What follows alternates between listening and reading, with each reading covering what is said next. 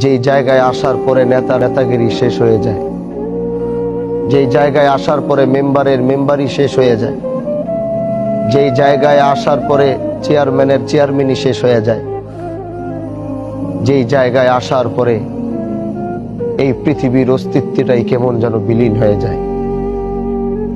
আর এই জায়গায় আসার জন্য আমাদের কোনো প্রস্তুতি নাই। আজকে দেখেন সাদা কাপড় পরে শুয়ে রয়েছে, যেই সম্পদ, যেই সন্তান, সব কিছু তার এক জায়গায় পড়ে আছে। আজকে দুনিয়ার মানুষ তাকে জোর করে নিয়ে যাবে, তার বলার এই অধিকার নাই আমাকে নিও না, আমাকে আমার খাটের থেকে নামায়ও না, আমাকে আমার খাটের থেকে সরায়ও না, আমাকে আমার সন্তান থেকে আলাদা করো না, আমাকে আমার স্ত্রীর থেকে আলাদা করো না, আমাকে আমার পরিবার থেকে আলাদা করো না, আমাকে আমার এলাকার বাসীর থেকে আলাদা করো না। সেই কথাটি হয়তো চিৎকার করে বলছে, আমি শুনতে পাচ্ছি না, আপনি শুনতে পাচ্ছেন না। সে বুঝতেছে তাকে শেষ বিদায় দিচ্ছে, সে এখনো বুঝতেছে সে খাটিয়ায় শুয়ে আছে, এখন তার বিশ্বাস এখনো হচ্ছে না সে মারা গেছে। সে এখনো মনে করছে যে আমি স্বপ্নের ভিতরে দেখছি, একটু পরে আমার ঘুম ভাঙলে দেখবো আমি আমার ঘরের ভিতরে বসে আছি। তাকে যখন একটু পরে কবরে রাখা হবে, এই কবরে যখন তাকে রাখার পরে একটু পরে যখন কবর থেকে তার সন্তান, তার আত্মীয় স্বজনরা লাফ দিয়ে উঠে যাবে, তখনও সে মনে করবে আমি স্বপ্ন দেখছি। কারণ মাঝে মাঝে মনে স্বপ্ন আসে, ওই স্বপ্নের মধ্যে মনে হয় আমি মরে গেছি। হুট করে ঘুম ভাঙার পরে মনে হয় যে না, আমি মরি নাই, আমি জীবিত আছি, আমি বেঁচে আছি। তিনি এখনো লাশের খাটিয়ায় সাদা কাপড় পরে শোয়া। সে দেখছে এলাকার সবাই তার জানা যায়, কিন্তু সে মনে করছে না, আমি বেঁচে আছি, ঘুম ভাঙবে তো দেখবো আমি দুনিয়ার সামনে।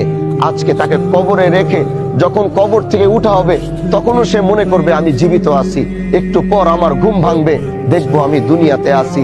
একটু পর ওই কবরের ভিতরে বাঁশ কাটা হয়েছে, বাঁশগুলো ওখানে রেডি, ওখানে হোগলার পাতা রাখা হয়েছে, হোগলা রাখা হয়েছে। একটু পরে বাঁশগুলো লাগানো শুরু করবে। পৃথিবীর আলোটা কেমন যেন আস্তে আস্তে অন্ধকার হওয়া শুরু হবে, পৃথিবীর আলোটা অন্ধকার হবে। সে দেখছে যে তার কবরটা কেমন যেন, পৃথিবীর আলোটা কেমন যেন বিদায় নিচ্ছে, কবরটা কেমন যেন অন্ধকার হয়ে যাচ্ছে। তখনও সে মনে করবে না, আমি জীবিত আছি, একটু পর ঘুম ভাঙবে, দেখবো আমি দুনিয়াতে বেঁচে আছি।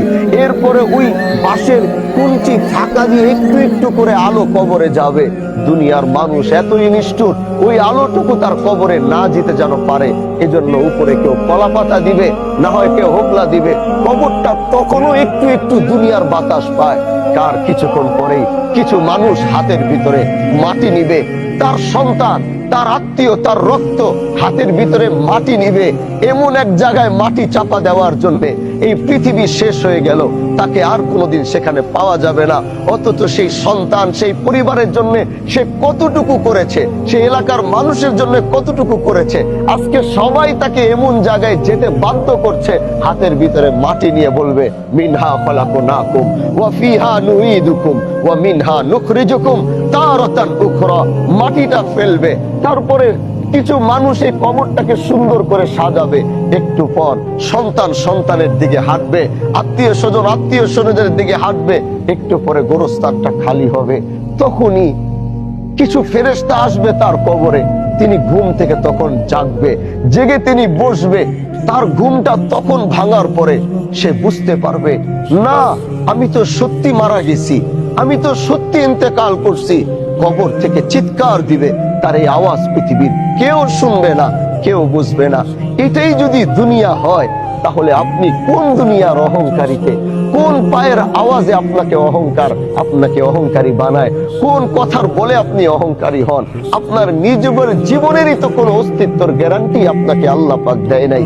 এজন্য ভাই আমার, আসো, এই জানাজায় তাড়াহুড়ো করে যাওয়ার জায়গা নয়। এই জানাজা তো বারবার এই লাশের দিকে তাকাও।